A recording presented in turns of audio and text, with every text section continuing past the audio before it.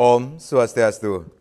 Om Swastiastu. Selamat sore pemirsa, apa kabar Anda sore hari ini? Semoga selalu dalam keadaan sehat, apalagi kalau kita melihat situasi atau cuaca akhir-akhir ini yang kurang mendukung. Tentunya kesehatan sangat penting bagi Anda untuk melaksanakan aktivitas, baik yang berada di dalam rumah maupun apalagi yang kalau kita berbicara tentang mereka yang melakukan aktivitas mobiling di luar rumah. Harus tetap jaga kondisi, tetap badan harus tetap sehat dan juga kondisi kendaraan juga harus menjadi perhatian kita. Nah, hari ini kita akan berbincang-bincang di Halo Kamtibmas. Bagaimana situasi Kamtibmas Daerah Hukum Polresta Denpasar. Sudah hadir dua narasumber yang akan kita ajak berbincang-bincang mengenai topik kita pada sore hari ini. Langsung saja saya sapa yang pertama ada Kompol Inyoman Wirenata SH. Beliau Kabak Ops Polresta Denpasar. Om Swastiastu, Pak Wirenata. Om Swastiastu. Sehat selalu Pak Wirenata. Astungkara sehat. Sehat selalu, nggih. Terima kasih sudah hadir di studio pada sore hari ini, dan sore hari ini pun kita sudah menghadirkan Profesor Ketut Rais Setiabudi SHMS. Beliau adalah akademisi Fakultas Hukum Universitas Udayana. Om Swastiastu, Prof. Sehat selalu, Prof. Astungkara sehat-sehat. Gimana, Prof? Macet nggak, Prof? Iya, kadang-kadang macet, kadang-kadang. Tadi kebetulan agak lancar. Agak lancar ya. Kemarin hari macet sedunia kayaknya, Prof. Sebali ini banyak upacara adat, kemudian ditambah cuaca yang cukup ekstrim juga. Itu yang membuat kemacetan. Dan tapi saya pernah mendengar Profesor mengatakan ketika kemacetan terjadi itu menandakan perekonomian kita sedang menggeliat seperti itu ya. Baru indikatornya seperti itu ya, Prof. Salah satu. Baik. Saya akan ke Pak Wirenata selaku Kabak Ops Polresta Denpasar. Pak Kabak Ops, kita mengetahui situasi Kamtibmas Daerah Hukum Polresta Denpasar memasuki tahun 2025 ini akan berakhir beberapa hari ke depan Niki sendiri. Secara umum bagaimana situasi di wilayah hukum Polresta Denpasar Niki sendiri, Pak Kabak Ops, situasi Kamtibmasnya? Yeah. Om Swastiastu, Ya. Pak Made, Pak Prof yang saya hormati, dan seluruh pemirsa Bali TV dimanapun berada. Mohon izin kami sedikit menyampaikan terkait dengan situasi Kamtibmas, khususnya wilayah Polresta Denpasar. Kita ketahui bersama tahun kemarin kita sudah banyak melalui kegiatan-kegiatan yang cukup padat, dari pemilu kada, dan Astungkara. Sampai saat ini dan tahun kemarin juga situasi Kamtibmas Daerah Hukum Polresta Denpasar dalam keadaan kondusif, terkendali, dan kegiatan Januari ini bisa berjalan dengan aman dan lancar. Ya, kalau kita berbicara tentang evaluasi hasil kinerja dan capaian Polresta Denpasar selama 2024 ini sendiri, ini juga menjadi perhatian dari Polresta Denpasar, Pak Kabak. Iya, betul sekali, Pak Made. Jadi dari hasil evaluasi memang tahun 2024 ada beberapa gangguan Kamtibmas yang diselesaikan juga. Artinya kalau dibandingkan dengan 2023 memang sedikit ada peningkatan, Pak Ade. Tapi dibarengi juga dengan claim clearance atau pengungkapan dari kejadian-kejadian yang terjadi selama 2024 juga meningkat. Kasus-kasus yang menjadi perhatian di tahun 2024 ini sendiri seperti apa, Pak? Yang menjadi tentunya yang cukup menonjol. Kasus-kasus yang konvensional itu dari curanmor dan begitu juga dengan kasus-kasus narkoba. Berarti ada juga ada pihak upaya-upaya dari pihak Polresta Denpasar ini sendiri di tahun 2025 ini sendiri mengantisipasi agar case atau kasus-kasus kejahatan serupa bisa dikatakan tidak ada terjadi di wilayah hukum Polresta Denpasar, Pak. Ya, Pak Made, kalau dibilang tidak ada, sepertinya tidak bisa seperti itu. Artinya kasus pasti akan tetap ada saja.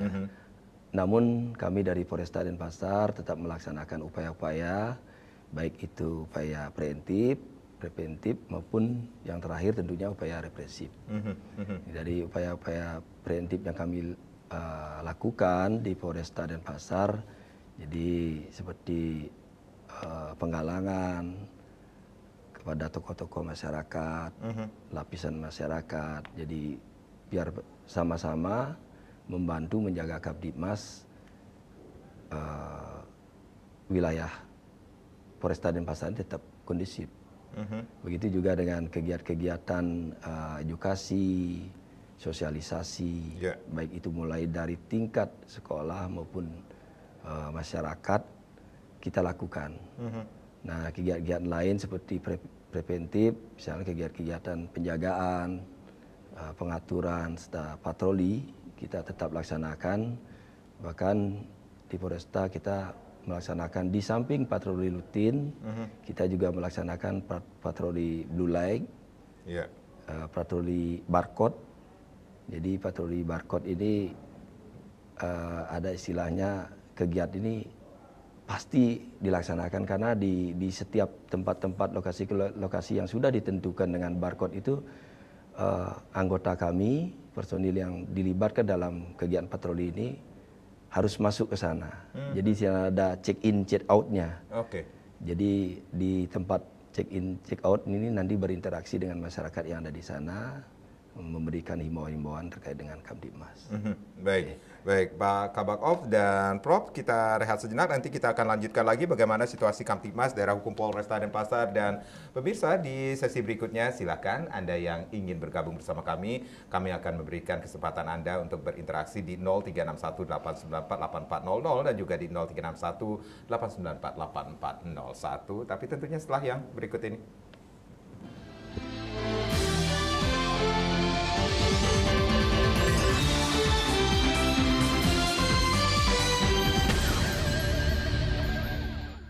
Terima kasih Anda yang baru saja bergabung bersama kami di Halo Kamtibmas. Bagaimana situasi Kamtibmas daerah hukum Polresta Denpasar masih menjadi perbincangan kita pada sore hari ini. Masih bersama Kabak Ops Polresta Denpasar, Kompol Nyoman Wirenata, dan juga kami sudah menghadirkan seorang akademisi Fakultas Hukum Universitas Udayana, Profesor Ketutrai Setiabudi. Silakan Anda yang ingin bergabung bersama kami. Line sudah kami buka di 0361894800 dan juga di 036189484401. Pak Kabak Ops, ini ada yang menarik juga nih, yang ketika upaya-upaya yang dilakukan oleh Polresta Denpasar untuk memberikan rasa aman, nyaman bagi masyarakat, khususnya masyarakat Denpasar Niki sendiri, untuk melakukan aktivitas dengan upaya-upaya preemptif, kemudian preventif. Nah, ini yang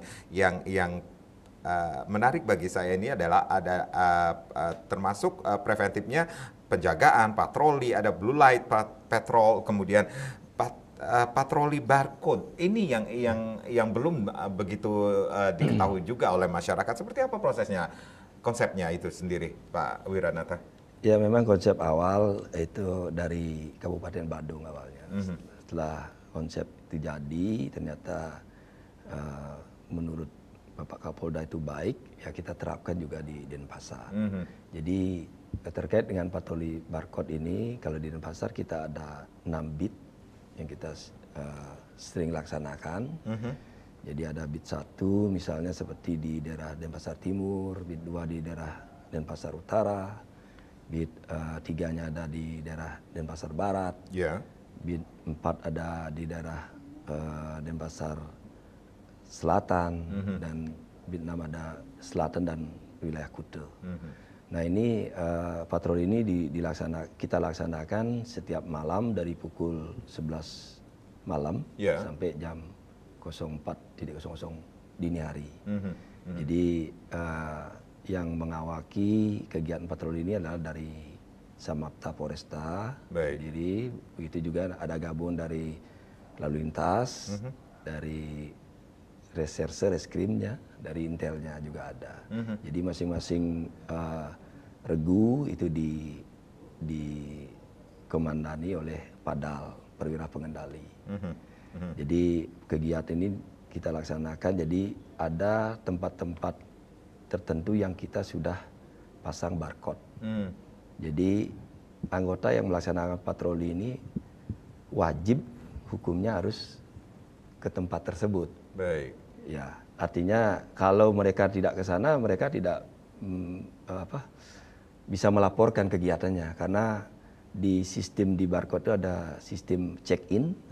Jadi mereka datang, scan barcode, berapa lama mereka di sana melaksanakan stasioner atau memberikan himbauan edukasi, mungkin ada masyarakat yang berkumpul, anak-anak muda yang berkumpul. Baik. Jadi setelah itu dianggap sudah kondusif, nanti mereka check out. Baik. Jadi itu terpantau semua di laporan patroli kita. Setiap regu ini berapa personil yang dilibatkan untuk setiap beat itu sendiri? Atau Setiap beat kita melibatkan 15 sampai 20 personil. 15 sampai 20 personil. Ya. Baik, baik. Prof, ini ada yang menarik juga dari Polresta Denpasar tentang apa yang sudah dilakukan untuk memberikan rasa nyaman, aman bisa dikatakan demikian, atau upaya-upaya yang dilakukan oleh Polresta Denpasar. Ya, jadi itu memasukkan teknologi baru ya. Iya. Dengan sistem patroli barcode itu saya rasa sudah sangat baik lah untuk kontrolnya ya. Jadi sebelum itu memang kejahatan ini tidak bisa diberantas tuntas, itu tidak mungkin. Karena kejahatan itu kan hanya bisa ditekan. Nah, jadi politik hukum juga bagaimana membuat hukum supaya kejahatan bisa ditekan, politik kriminal juga bagaimana kejahatan bisa ditekan, dan seterusnya. Oleh karena itu kita hanya bisa berusaha bagaimana menekan kejahatan itu serendah-rendahnya. Nah, apalagi di Kota Denpasar ini merupakan ibu kota provinsi yang memang agak kompleks urusannya. Dan kejahatan-kejahatan perkotaan itu kita tidak bisa duga modus operandinya akan berkembang terus dan macam-macam. Nah, dengan sistem barcode patroli ini yang 24 jam itu bisa masyarakat itu lebih tenang kalau ini ada petugas di situ. Jadi dan ini bisa dikontrol melalui sistem juga, apakah mereka benar ada di sana atau tidak, kan gitu. Dan kalau memang benar, laporannya seperti apa. Nah, ini juga sistem ini yang sangat bagus dan di perkotaan terutama sangat efektif untuk bisa dikembangkan. Walaupun demikian, tetap diadakan evaluasi-evaluasi untuk menentukan pemetaan, terutama pemetaan kerawanan seperti tadi itu. Nah, jadi evaluasi itu ya kalau bisa terus dilakukan. Paling tidak seminggu evaluasi, terus bulanan evaluasi, nah, apalagi tahunan. Nah, sehingga kita menemukan satu istilahnya dalam kriminologi itu adalah tepian kejahatan. Tepian kejahatan itu artinya rawan kejahatan di daerah-daerah itu. Nah, ini pasti sudah ada pemetaannya dan di situ sudah dipasang barcode, sehingga masyarakat perlu juga untuk tahu masalah ini dan sangat besar perannya dengan kehadiran barcode di situ, dengan kehadiran personil polisi di situ, masyarakat secara psikologis merasa lebih tenang. Nah, tapi di lain pihak juga masyarakat perlu diajak kerjasama. Kalau misalnya tidak ada kehadiran polisi di situ, masyarakat diberikan link. Nah, kalau ada kejadian supaya cepat dilaporkan. Jangan sampai liar. Ini biasanya, mohon maaf, ini begitu di share terus, polisi tidak tahu. Nah, ini yang menjadi ini. Sehingga ada kesan tidak di share, tidak diproses. Nah, ini no viral, no itu ya, no viral, no proses. Seperti itu ya, no proses. Ini yang ini. Padahal sebetulnya memang polisi itu kan tidak mungkin kemana-mana itu terus ada di situ. Nah, dengan sistem barcode ini bisa mengurangi no viral, no proses ini. Jadi begitu ini langsung diketahui, langsung diproses. Dan ini perlu kecepatan. Jangan sampai lama-lama baru diproses. Ini juga menjadi penilaian masyarakat. Jadi memang polisi ini betul-betul menjadi perhatian masyarakat. Karena memang masyarakat membutuhkan. Jadi polisi itu memang sangat dibutuhkan 24 jam. Baik. Apalagi masalah lalu lintas itu, pagi-pagi jaga di situ, terus sampai tadi itu sore ada. Saya lihat berjemur itu di lapangan itu. Nah ini, lalu lintas makin kompleks ini. Jadi polisi terus menyesuaikan dengan personil secara nyata atau dengan menyesuaikan dengan sistem tadi, dengan dunia maya itu. Kita manfaatkan apa yang kita bisa lakukan melalui sistem dunia maya itu, sistem internet supaya lebih efektif dan lebih efisien untuk memberikan rasa aman dan nyaman kepada masyarakat. Ya, Gitu. dengan apa yang disampaikan oleh Bapak Kabak Ops Polresta Denpasar ini sendiri, Prof, dengan apa ya bisa dikatakan situasi Kamtibmas secara umum ya cukup kondusif, kemudian evaluasi hasil kinerja dan capaian Polres Badung, Denpasar maksudnya Polresta Denpasar ini sendiri di tahun 2024 ini sendiri cukup mendapat perhatian juga dengan semakin tingginya pengungkapan seperti itu. Prof melihatnya seperti apa? Jadi memang kalau masalah penegakan hukum ya, kita itu berusaha jangan sampai ada sistem represif jadi yang muncul. Nah, seperti tadi sudah disampaikan ada preemptif. Jadi preemptif ini selalu terus digalakkan. Preemptif ini untuk menghilangkan niatnya. Jadi dengan menghimbau, dengan terus mensosialisasikan yang tadinya berniat dia hilangkan. Nah, kemudian ada yang pencegahan yang sifatnya preventif. Nah, preventif ini untuk menghilangkan jangan sampai dia berperilaku, dia sudah punya niat, jangan sampai itu dilakukan. Jadi preventif. Nah, kedua ini harus dikuatkan terus untuk pencegahan. Jangan sampai represif. Represif ini kita kan hindari, kalau dalam istilah hukum pidana itu ada ultimum remedium. Jadi penegakan hukum itu terakhir sebetulnya. Kalau tidak penting sekali ya ini baru ditegakkan hukum. Nah, pencegahan yang dua ini yang perlu terus digalakkan. Preemptif, preventif. Menghilangkan niat, menghilangkan perilaku, tindakan. Nah, ini yang terus dilakukan. Dan saya rasa metode-metode seperti ini itu sudah sering dilakukan dari dulu, tetapi sekarang perlu diintensifkan karena masalahnya semakin kompleks luar biasa ini. Kita lihat lalu lintas itu luar biasa crowdednya dan orang berlalu lintas itu kebanyakan sudah tidak sabar karena kemacetan.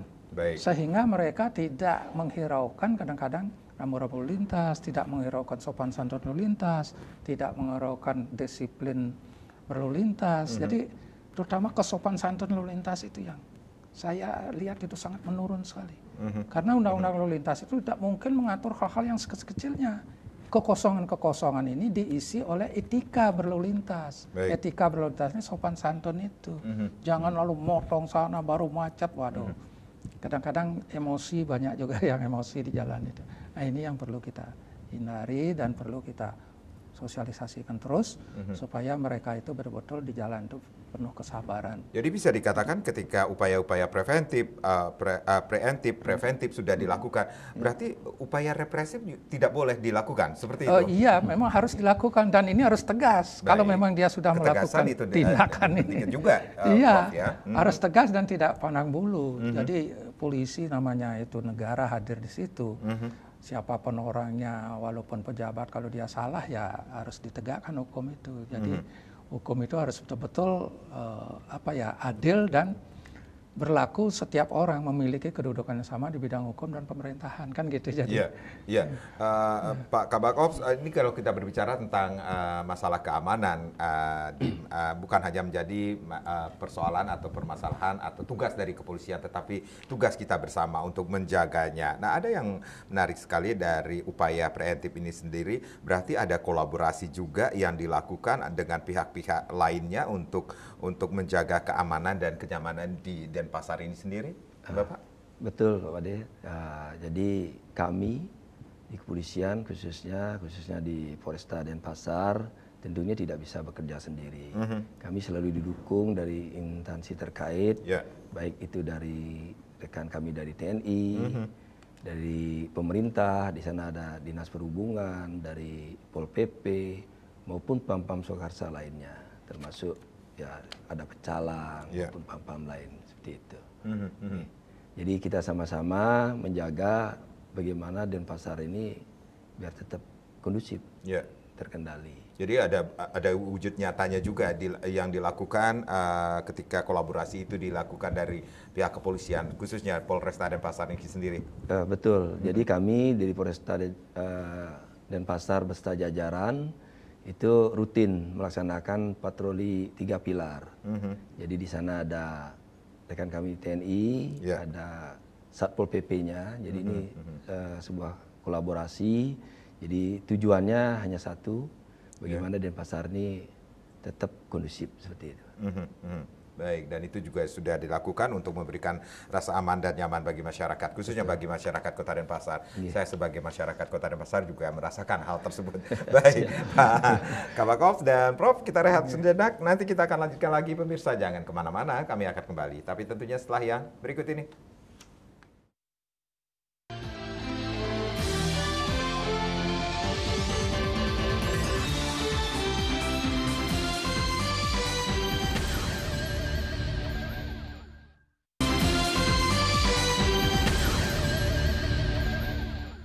Ya, kita masih di Halo Kamtibmas. Bagaimana situasi Kamtibmas di wilayah hukum Polresta Denpasar masih menjadi topik kita pada sore hari ini. Masih bersama Kabak Ops Polresta Denpasar, Kompol Nyoman Wiranata, dan juga Akademisi Fakultas Hukum Universitas Udayana, Profesor Rais Setiabudi. Tentunya silakan Anda yang ingin bergabung bersama kami atau pengen curhat. Nah, ini kesempatan Anda bertanya langsung dengan Bapak Kabak Ops di 036189484400 dan juga di 036189484401 tentunya. Pak Kabak Ops, ada yang ingin saya tanyakan tentang upaya preventif ini sendiri dengan patroli barcode ini sendiri. Ini apakah ini menjadi salah satu terobosan atau inovasi yang dilakukan dari Polresta Denpasar untuk memberikan rasa untuk menjaga keamanan di Kota Denpasar ini sendiri? Ya, terima kasih Pak Made. Jadi tadi kami sudah sampaikan awal konsep patroli barcode ini berawal dari Polres Badung. Ya. Terus diambil alih dari Polda, jadi bisa diterapkan di Polresta Denpasar juga. Jadi memang tadi disampaikan Pak Prot, artinya kegiatan patroli barcode ini memang sangat baik. Tentunya kegiatan ini tetap kita evaluasi pelaksanaannya. Jadi tadi disampaikan Pak Prof, mungkin kami sedikit menyampaikan ini. Jadi terkait dengan keluhan-keluhan masyarakat, misalnya pengaduan dan lain sebagainya, ada kejadian-kejadian apa, kita sudah punya link 110. 110. Ya, bisa di telepon langsung. Jadi tidak kena pulsa itu, Ade. Artinya begitu gratis, ada permasalahan bebas, ya. Menyangkut Kamtibmas bisa langsung dial 110 gitu. Artinya nanti kalau memang misalnya Polres tidak respon, Polda tidak respon, langsung ke Mabes. Jadi Mabes nanti menyampaikan ke Polda, Polda langsung ke Polres yang di mana tempat pengaduan itu dilaporkan. Jadi nanti kami dari Polres biasanya langsung menghubungi polsek terdekat untuk merespon segera. Itu sudah kita sering lakukan dan kita sering membantu masyarakat untuk menyelesaikan laporan yang dilaporkan melalui 110.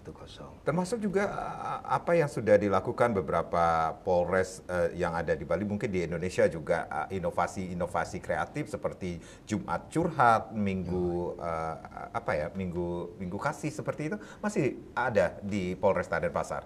Ya, itu juga salah satu upaya kami dari kepolisian. Jadi tujuannya ya tadi disampaikan Pak Prof. Kita mengedepankan preventif, jadi melalui kegiatan Jumat Curhat masih tetap dilakukan dari seluruh jajaran, baik dari Bimas Polres maupun sampai ke posek-posek tetap melakukan kegiatan Jumat Curhat maupun kegiatan Minggu Kasih. Jadi ini merupakan program yang sangat bagus karena efeknya juga sangat baik untuk Kamtibmas kita. Ya, baik. Selama kalau Bapak tadi mengatakan bahwa ketika dilakukan evaluasi hasil kinerja dan capaian Polresta Denpasar ini sendiri, ini cukup mendapat apresiasi juga. Ini paling banyak yang dicurhatin masyarakat Kota Denpasar seperti apa sih Pak Wiranata? Untuk ininya kejadiannya. Iya, kejadiannya. Ya, narkoba juga banyak. Terus kejadian-kejadian konvensional yang tadi kami sampaikan, curanmor itu masih mendominasi untuk kejadian-kejadiannya. Baik, narkoba ini yang menarik sekali. Ini seperti apa kasus narkoba yang ditangani dari Polresta Denpasar? Ya, kalau kami baca, maksudnya dari hasil evaluasi, memang pengungkapan kasus narkoba terjadi kenaikan yang sangat signifikan. Jadi kurang lebih pengungkapan narkoba yang dilakukan selama tahun 2024 itu mencapai naik dari 2023 itu 67% pengungkapannya. Jadi ini memang menjadi atensi juga apa yang menjadi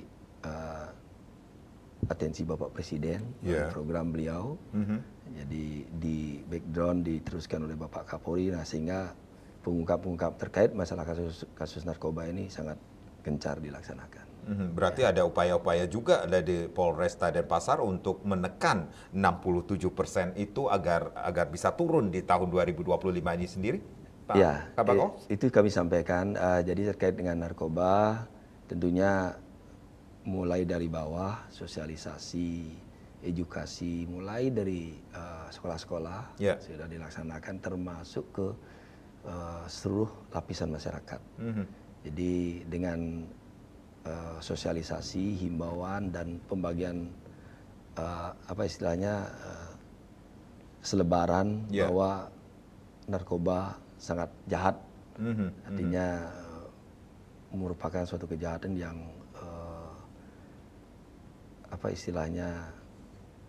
bisa dikatakan ini berpengaruh tidak baik untuk masa depan seperti itu.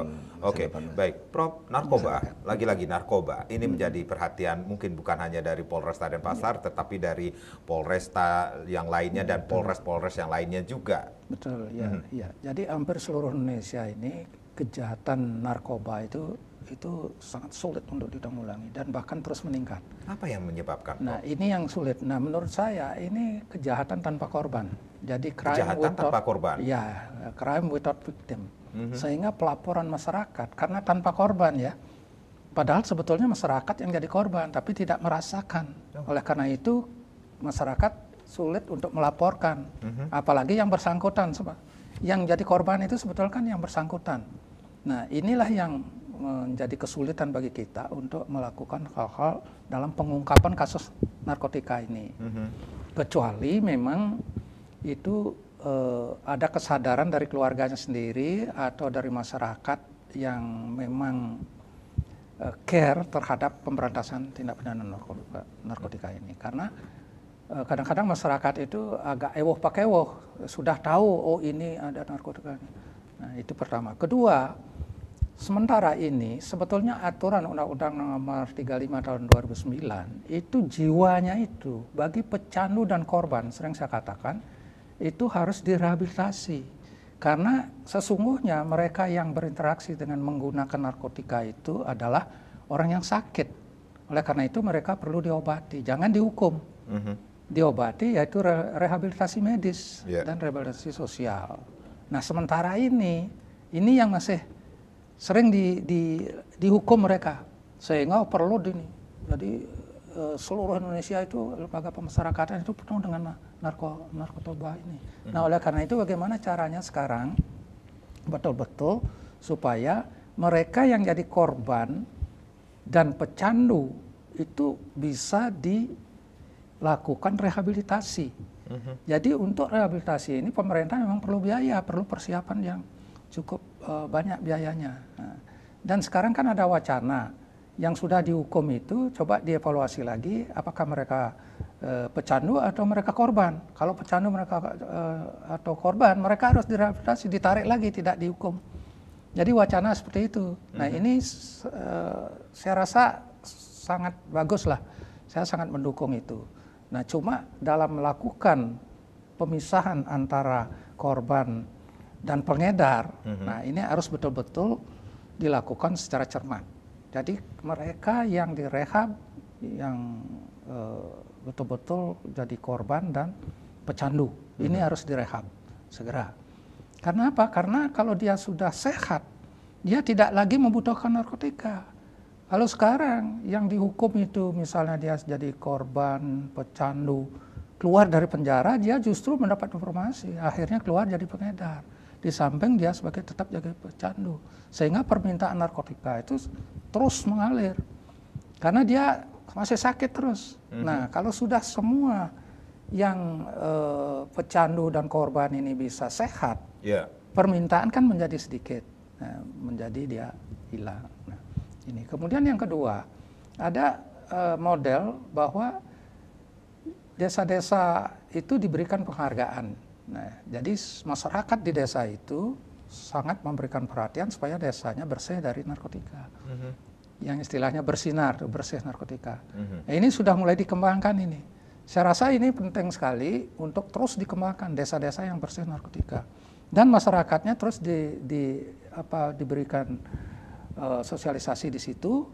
Jangan enggan melaporkan, baik keluarganya. Kadang-kadang keluarganya tahu anaknya itu pecandu narkotika, bukan pengedar, tapi tidak dilaporkan. Nah, nanti kalau ditangkap, dia malah lebih repot lagi. Nah, lebih baik kalau itu ini kesadarannya harus dilaporkan dan direhabilitasi oleh pemerintah supaya sehat. Jadi itu ininya. Jadi peran masyarakat, peran desa adat juga sangat berpengaruh terhadap angka yang cukup menjadi kekhawatiran kita semua. Iya, betul. Jadi pencegahan terhadap kasus narkotika ini memang, apalagi kita sudah punya perda sebetulnya. Perda untuk pencegahan narkotika di tingkat desa. Baik itu desa adat maupun desa dinas. Ini harus betul-betul care dan berpartisipasi. Nah, sekarang ini kan masih heboh pakai heboh gitu. Masyarakat mungkin sudah tahu itu narkoba, tapi dia enggan untuk melaporkan, tidak enak segala macam. Yang paling bagus sebetulnya keluarganya melaporkan. Kalau sudah kesadaran melaporkan bahwa ada satu pihak keluarganya terinteraksi narkotika sebagai pecandu atau sebagai korban, nah ini tidak diproses pengadilan sebetulnya.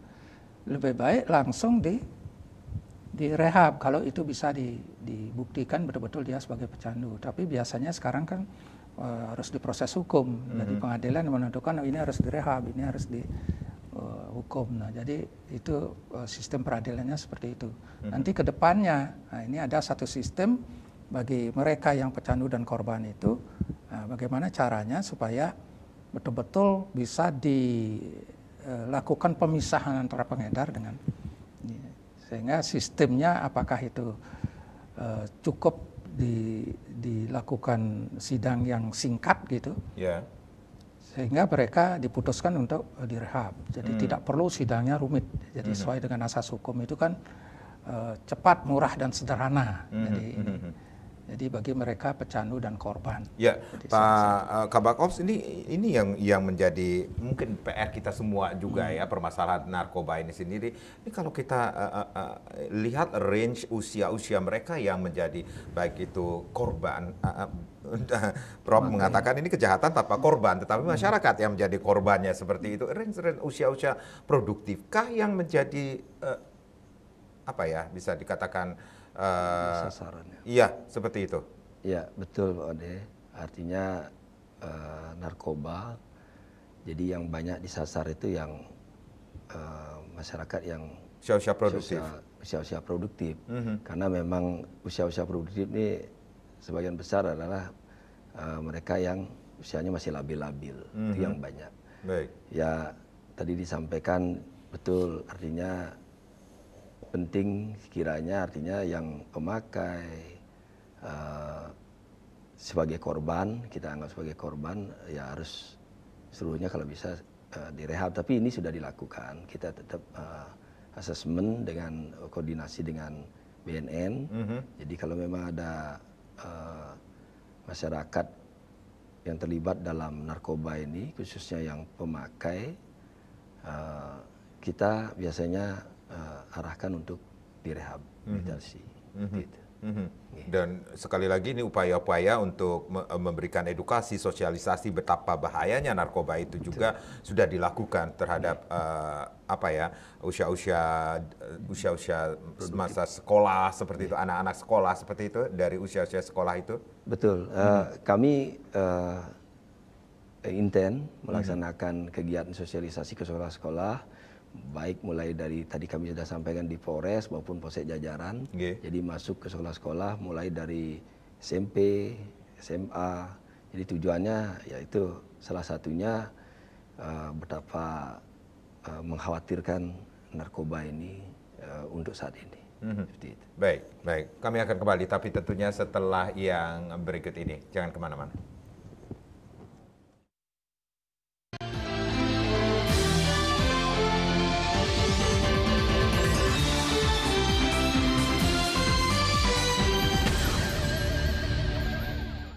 Ya, kita masih di Halo Kamtibmas. Bagaimana situasi Kamtibmas wilayah hukum Polresta Denpasar? Masih kita bahas di sore hari ini. Silakan Anda yang ingin bergabung. Kami masih memiliki atau memberikan kesempatan Anda untuk berinteraksi di 0361 894 8400 dan juga di 0361 894 8401. Masih bersama Kabak Os Polresta Denpasar, Kompol Nyoman Wiranata dan juga akademisi Fakultas Hukum Universitas Udayana Profesor Rais Setiabudi. Baik, Pak Kabak dan Prof, mungkin kita juga sudah mengetahui beberapa hari ke depan nih saudara-saudara kita agama Buddha ya, saudara kita akan merayakan hari perayaan Tahun Baru Imlek seperti itu.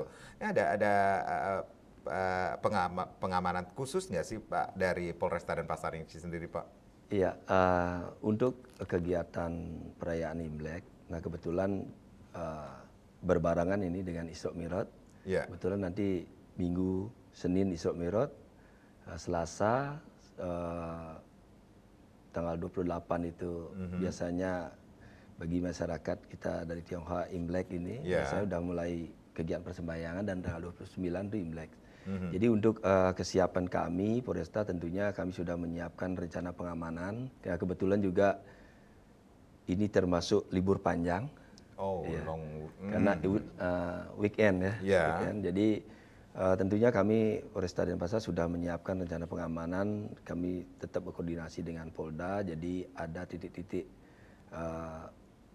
pengamanan yang akan kami siapkan nanti, termasuk mungkin yang kami sampaikan seperti Kute, daerah Kute Selatan, Nusa Dua, Jimbaran dan lain sebagainya. Termasuk juga daerah-daerah tujuan wisata yang akan dibanjiri wisatawan nantinya? Betul. Nah, di samping daerah wisatawan juga di wihara atau kelenteng-kelenteng yang melaksanakan kegiatan persembahyangan. Jadi kami sudah mendatakan wihara-wihara mana yang akan melaksanakan persembahyangan. Nah tentunya nanti kami akan plotting setiap wihara ini nanti ada anggota yang akan melaksanakan pengamanan yang dikendalikan oleh ada beberapa perwira nanti untuk mengendalikan kegiatan tersebut. Jadi masyarakat juga perlu, apakah akan ada penutupan arus lalu lintas nantinya, apalagi saya mendengar bahwa di sepanjang heritage Jalan Gajah Mada juga akan dilakukan semacam perayaan Imlek, seperti itu? Betul, betul Pak Wade. Jadi kami kemarin sudah rapat koordinasi dengan panitia Imlek, dalam hal ini perkumpulan Tionghoa Indonesia yang ada di Denpasar khususnya, di Bali. Jadi kami sudah melaksanakan rapat koordinasi di mana diundang tentunya kami dari pihak kepolisian, dari Pecalang, dari Dinas Perhubungan, dari Pol PP, termasuk dari Panser juga diundang untuk kegiatan. Jadi untuk kegiatan parade Imlek nanti itu akan dilaksanakan tanggal 1 dan 2 Februari ya, yang akan dipusatkan di lapangan Puputan di Caturmuka Denpasar. Jadi dalam kesempatan yang baik ini juga kami menghimbau mungkin sekalian untuk masyarakat pengguna jalan nanti untuk tanggal 1 Februari itu akan ada parade Imlek dan panggung Nusantara di lapangan Puputan. Jadi nanti paradenya akan dimulai pukul 15.00 sampai 17.00.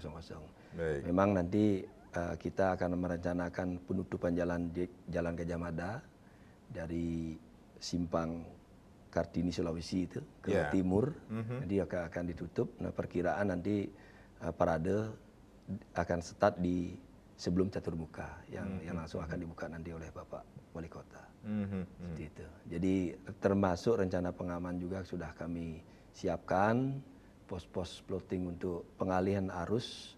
Jadi lalu lintas juga sudah kami plotting dan kami sudah koordinasi juga dengan Dinas Perhubungan, termasuk pengamanan nanti di saat parade maupun pada saat pelaksanaan panggung Nusantara di Puputan juga kami sudah koordinasikan kemarin. Jadi kami melibatkan Satpol PP, dari pengamanan yang khusus diminta dari panitia ini, dari kami sampaikan dari Banser, itu juga sudah siap untuk membantu kami, termasuk pecalang membantu kami nanti untuk pengamanan kegiatan tersebut. Jadi kegiatan tersebut selama 2 hari, tanggal 1 dan tanggal 2 Februari, seperti itu, Pak Wiranata? Untuk paradenya cuma 1 hari. Jadi pukul 15.00 sampai 17.00. Setelah itu baru nanti kegiatan Panggung Nusantara. Baik. Jadi fokus kegiatan semua ada di lapangan Puputan. Di lapangan Puputan ini sendiri. Nanti tanggal 2 mulai pukul 17 sampai selesai malamnya itu juga terfokus di Panggung Nusantara di Puputan. Jadi masyarakat sudah bisa mengantisipasi pengalihan arus lalu lintas yang akan dilakukan, seperti itu. Betul. Jadi tentunya nanti panitia juga kami dari Polres akan mensosialisasikan melalui medsos juga. Artinya kegiatan tersebut dilaksanakan pada tanggal 1. Baik. Prof, bagaimana masyarakat harus menyikapi tentang pengalihan arus lalu lintas yang akan dilakukan nanti pada saat kita mengadakan suatu acara? Ya, saya rasa setiap kegiatan apapun ya, dari tahun baru, Natal, kemudian lanjut ke ini hari apa namanya, dan bersamaan dengan hari-hari keagamaan seperti itu ya, kita di Bali kita harus ikut menikmati lah. Kita bersyukur jadi dalam masyarakat di Indonesia yang sangat menjemuk ini, siapapun yang melakukan kegiatan keagamaan, mari kita nikmati dengan rasa yang yang gembira begitu. Kita sambut dengan baik gitu, walaupun misalnya jalan ditutup. Ya kita kan namanya kita harus punya rasa toleransi yang tinggi lah. Saya rasa bagi kita, bagi masyarakat Bali itu tidak masalah itu. Jadi saya rasa kita menikmati saja, seperti sekarang ada lampion itu kita nikmati saja. Ini. Dan polisi saya rasa itu sudah memberikan satu berusaha lah, karena sesuai dengan tugas kepolisian itu bagaimana memberikan rasa aman dan nyaman itu. Kemudian bagaimana melindungi masyarakat. Ini sudah strateginya itu sudah luar biasa ini. Nah, ngomongin tentang strategi, Pak Wiranata, tentunya dari pihak Polresta Denpasar juga memiliki strategi untuk mengurai kemacetan yang sering terjadi, apalagi kalau kita akan antisipasi untuk long weekend ini sendiri. Ini banyak sekali wisatawan Nusantara, baik wisatawan Nusantara yang akan datang ke Bali niki sendiri. Ya, betul. Artinya tadi kami sudah sampaikan bahwa Polresta khususnya dari Satuan Lalu Lintas juga sudah melaksanakan rapat koordinasi dengan Lalu Lintas Polda. Jadi CB atau cara bertindaknya seperti apa nanti menyikapi long weekend ini sudah disiapkan. Jadi nanti kalau terjadi kemacetan di daerah mana, misalnya di daerah Kute, satu titik, di titik yang lain sudah ada strategi untuk kita mengalihkan harus buang ke mana ini atau alirkan ke mana. Dialihkan kemana, seperti itu. Baik, Prof, ini yang menjadi PR lagi nih, kemacetan yang tidak ada event-event tertentu aja, kemacetan sering juga kita temui, apalagi ketika hari libur panjang ini. Iya, jadi ini polisi kan bisa saja membuat satu diskresi untuk menutup jalan, untuk membuka jalan, kemudian 2 arah, 1 arah. Ini perlu diadakan simulasi supaya satu saat nantinya hari H-nya itu betul-betul bisa teratasi. Celakanya nanti kalau kita misalnya tidak matang strateginya, pas hari H-nya itu tidak ada jalan alternatif lagi. Jadi kalau ada simulasi, alternatif 1, alternatif 2, alternatif 3, ya paling jelek lah alternatif 3. Nah, sehingga tidak menjadi buntu gitu. Ya, kita sudah punya pengalaman tahun berapa yang lalu itu kan. Tahun lalu di airport itu kan, bandara itu ya. Nah, jangan sampai kita seperti itu lagi. Jadi strategi-strategi ada alternatif 1, alternatif 2 dan seterusnya, sehingga masyarakat yang menggunakan jalan itu tidak sampai macet total gitu. Walaupun ada kemacetan tapi tidak begitu lama macetnya karena pilihan-pilihan alternatif tadi. Ya, masyarakat juga pasti akan menerima dan menyadari mereka dialihkan lalu lintasnya, asalkan itu betul-betul tidak buntu. Yang penting tidak buntu saja. Tidak buntu Kalau saja. buntu ini yang membuat masyarakat itu dongkol dan lain sebagainya. Jadi bagaimana ini? Ditambah ketidakdisiplinan masyarakat berlalu lintas seperti itu, Prof. Betul. Jadi cepat sekali terpancing emosinya kalau sudah macet-macet. Walaupun polisi itu sebetulnya sudah berusaha keras mau diapakan ini kan. Baik. Jadi strategi alternatif. Disiplin berlalu lintas itu yang dipentingkan ketika kita berada di jalanan seperti itu. Pak Wiranata selaku Kabak Ops tentunya ada hal yang ingin disampaikan kepada pemirsa khususnya masyarakat Kota Denpasar ini sendiri dalam menjaga keamanan kenyamanan di Kota Denpasar ini sendiri, Prof. Ya, baik Pak Ade.